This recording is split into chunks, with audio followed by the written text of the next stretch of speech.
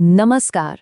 एक electrical system चाहे नया डिजाइन हो रहा हो या पुराना अपग्रेड, एक चीज जिस पर सब कुछ टिका होता है वो है सर्किट ब्रेकर।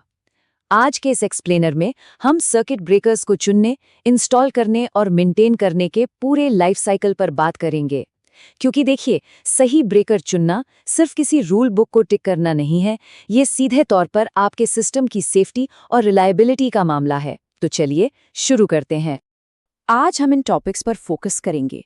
पहला, एमसीबी और एमसीसीबी के बीच के कोर डिफरेंसेस, फिर लोड और साइजिंग की कैलकुलेशन, उसके बाद बी, सी और डी कर्व्स का सही चुनाव, चौथा, इंडस्ट्रियल स्विच गियर और कंप्लायंस, पांचवां, इंस्टॉलेशन सेफ्टी प्रोटोकॉल्स और आखिर में टेस्टिंग और मेंटेनेंस। चलिए आगे बढ़ते हैं। तो सबसे पहले बात करते हैं हमारे पहले टॉपिक की, एमसीबी और एमसीसीबी के बीच के मुख्य अंतर क्या हैं। अब आमतौर पर जो एमसीबीज होते हैं ना, वो 125 एम्प्स और 15 किलो एम्प्स की ब्रेकिंग कैपेसिटी तक आते हैं। इन्हें आप अपने घर या छोटे ऑफिसेज के लिए परफेक्ट समझ सकते हैं, जैसे एक स्टैंडर्ड फैमिली कार हो। लेकिन वहीं दूसरी तरफ एमसीसीबीज किसी हैवी ड्यूटी ट्रक की तरह होते हैं।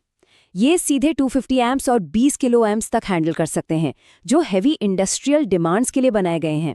और सबसे बड़ी बात, एमसीसीबीज में ट्रिप मैकेनिज्म एडजस्टेबल होता है, मतलब सिस्टम डिजाइन करते वक्त आपको पूरा कंट्रोल मिलता है।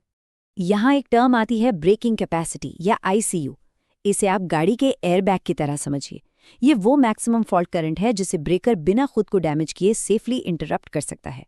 अगर आपने गलती से इस कैपेसिटी को कम आंका और एक बड़ा फॉल्ट आ गया, तो समझ लीजिए नतीजे कैटास्ट्रॉफिक हो सकते हैं। बिल्कुल फेल हुए एयरबैग की तरह आग लगने या ब्लास्ट होने का बड़ा खतरा पैदा हो जाता है। बस यही वजह है कि हाई फॉल्ट इंडस्ट्रियल फीडर्स में ऑलवेज एमसीसीबीज ही लगाना पड़ता है। अब आते हैं दूसरे अहम हिस्से पर, जो है लोड और साइजिंग कैलकुलेट करना। सही ब्रेकर रेटिंग ऐसे ही हवा में नहीं चुनी जाती। चलिए एक प्रैक्टिकल एग्जाम्पल लेते हैं। मान लीजिए हमारे पास 75 किलोवाट की एक मोटर है। पूरा कैलकुलेशन करने पर इसका फुल लोड करंट आएगा लगभग 142 एम्प्स। तो क्या हम चुपचाप 142 एम्प्स का ब्रेकर लगा दें? बिल्कुल नहीं। ये एक बहुत बड़ी गलती होगी। हमें सेफ्टी मार्जिन और मोटर के शुरू होने वाले स्टार्टिंग करंट का ध्यान रखना ही पड़ेगा, वरना सिस्टम ओवरलोड होकर ट्रिप हो जाएगा। और यही काम आता है 12.5% सेफ्टी मार्जिन का गोल्डन रूल। होता क्या है, जब हेवी मोटर स्टार्ट होती हैं तो वो अचानक से बहुत ज्यादा एनर्जी खींचती हैं, जिससे थर्मल स्ट्रेस या अचानक हीट पैदा होती है। इस स्ट्रेस को सेफली हैंडल करने के लिए हम टोटल कैलकुलेटेड करंट में 25% एक्स्ट्रा मार्जिन जोड़ते हैं, तो हमारा 142 एम्प्स बन जाता है लगभग 178 एम्प्स। प्रैक्टिकली इसके लिए हम 200 एम्प्स का एमसीसीबी सेलेक्ट करेंगे। Simple right? चलिए अब देखते हैं हमारा तीसरा पॉइंट, बी, सी और डी कर्व्स में से सही चुनाव कैसे करें। सिस्टम में न्यूसेंस ट्रिप्स ना हो, मतलब ब्रेकर बिना बात के ट्रिप ना हो जाए, इसके लिए सही ट्रिप कर्व चुनना बहुत क्रूशल है। जैसे टाइप बी कर्व काफी सेंसिटिव होता है। ये रेटेड करंट के 3 से 5 गुना पर ही ट्रिप कर जाता है। घर की लाइटिंग और सेंसिटिव लोड्स के लिए ये बेस्ट है। लेकिन अगर कमर्शियल सेटअप है तो वहाँ टाइप सी कर्व काम आता है। ये 5 से 10 गुना करंट को झेल सकता है, ताकि ऑफिसेज की छोटी मोटर्स और मिक्स्ड लोड्स बिना किसी परेशानी के ईजिली चलते रहें।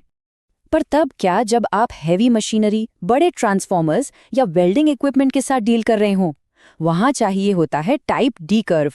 ये लोड स्टार्ट होते ही इतनी मैसिव एनर्जी खींचते हैं कि बी या सी कर्व वाले ब्रेकर्स उस स्पाइक को शॉर्ट सर्किट समझकर तुरंत ट्रिप हो जाएंगे। टाइप डी कर्व स्पेसिफिकली इसीलिए इंजीनियर किया गया है। ये 10 से 20 गुना इनरश करंट को आराम से हैंडल कर लेता है, ताकि आपके हैवी इंडस्ट्रियल लोड्स बिना किसी रुकावट के स्मूथली स्टार्ट हो सकें। आगे बढ़ते हैं चौथे सेक्शन की तरफ, इंडस्ट्रियल स्विच गियर और इनकी कंप्लायंस। देखिए, जैसे जैसे वोल्टेज क्लास बढ़ती है, स्विच गियर का पूरा एनवायरनमेंट बदल जाता है। लो वोल्टेज में हम आमतौर पर मोल्डेड केस या इंसुलेटेड केस ब्रेकर्स यूज करते हैं, जो पॉलीमर हाउसिंग में आते हैं और स्पेस बचाते हैं। लेकिन मीडियम वोल्टेज में गेम थोड़ा बदल जाता है। वहाँ हमें चाहिए होते हैं वैक्यूम ब्रेकर्स। इनमें आर्क बुझाने के लिए एक कंप्लीटली सील्ड वैक्यूम चेंबर होता है। हवा यानी एयर टाइप ब्रेकर्स के मुकाबले ये वैक्यूम चेंबर उस इलेक्ट्रिकल आर्क को बेहद तेजी से और सेफली खत्म करता है।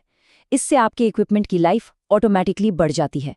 और हाँ, जब हम एनसी, नीमा या IEEE स्टैंडर्ड्स की बात करते हैं तो ये कोई सिर्फ किताबी बातें नहीं है। ये स्टैंडर्ड्स स्ट्रिक्ट रूल्स सेट करते हैं कि स्विच गियर को किस एनवायरनमेंट में कैसे ऑपरेट होना चाहिए, क्योंकि circuit breakers electrical power system के दिल की तरह हैं। किसी भी प्रोफेशनल सेटअप की रिलायबिलिटी इन्हीं स्टैंडर्ड्स की प्रॉपर कंप्लायंस पर ही डिपेंड करती है। अब आते हैं सबसे क्रिटिकल हिस्से पर, section 5, essential installation safety protocols. जब फिजिकल इंस्टॉलेशन की बारी आती है तो गलती की कोई गुंजाइश नहीं होती। सबसे पहला कदम, लोटो यानी लॉकआउट टैग आउट। एक आर्क फ्लैश इतना डेंजरस होता है कि इसका टेम्परेचर सूरज की सतह से भी ज्यादा गर्म हो सकता है। Just imagine. इसलिए कैट 3 इंसुलेटेड ग्लव्स और सही PPE पहनना नॉन नेगोशिएबल है। और एक और बात, इलेक्ट्रिकल आग लगने का सबसे बड़ा कारण ढीले कनेक्शंस होते हैं, तो टर्मिनल टॉक को हमेशा टॉक रेंच से वेरीफाई करना बिल्कुल मत भूलिए। एक बहुत ही लाइफ सेविंग प्रोटोकॉल है, जीरो वोल्टेज वेरिफिकेशन। कभी भी, और मेरा मतलब है कभी भी, सिर्फ स्विच को ऑफ देखकर भरोसा मत कीजिए। स्विच ऑफ होने के बाद भी मेन बस बार डेंजरसली लाइव हो सकती है। इसलिए टर्मिनल्स पर हाथ लगाने से पहले एक कैलिब्रेटेड वोल्टेज टेस्टर से उस वोल्टेज को जीरो वेरीफाई करना ही आपको सिक्योर रखेगा। ये लिटरली एक लाइफ एंड डेथ प्रोटोकॉल है। और आखिर में हमारा चौथा सेक्शन, स्विच गियर टेस्टिंग और मेंटेनेंस। आपका इंडस्ट्रियल स्विच गियर सालों साल रिलायबल बना रहे, इसके लिए एक स्ट्रिक्ट मेंटेनेंस शेड्यूल फॉलो करना जरूरी है। हर 3 महीने में विजुअल इंस्पेक्शंस होने चाहिए। साल में एक बार मैनुअल ऑपरेशन और प्राइमरी इंजेक्शन टेस्टिंग तो बनती ही है। प्राइमरी इंजेक्शन एकमात्र सॉलिड तरीका है जिससे आप ब्रेकर्स के थर्मल और मैग्नेटिक कर्व्स को एक्चुअली वेरीफाई कर सकते हैं। और फिर हर 3 से 5 साल में नीटा स्टैंडर्ड्स के मुताबिक एक कॉम्प्रिहेंसिव टेस्टिंग और कैलिब्रेशन होना ही चाहिए। तो अब एक सवाल के साथ इस एक्सप्लेनर को खत्म करते हैं। जरा सोचिए, अगर कल आपकी फैसिलिटी में एक मैसिव इलेक्ट्रिकल फॉल्ट आता है, तो क्या आपका इंफ्रास्ट्रक्चर उसे झेलने के लिए कंप्लीटली कैलिब्रेटेड और तैयार है? या फिर एक छोटी सी साइजिंग या मेंटेनेंस की गलती किसी कैटास्ट्रॉफिक फेलियर का कारण बनेगी? सही ब्रेकर चुनना और उसे मेंटेन करना सिर्फ एक टास्क नहीं है, ये आपकी फैसिलिटी का सबसे बड़ा सेफ्टी गार्ड है। इस एक्सप्लेनर में हमारे साथ जुड़ने के लिए बहुत शुक्रिया। उम्मीद है इस जानकारी से आपका सिस्टम अब और भी सुरक्षित रहेगा।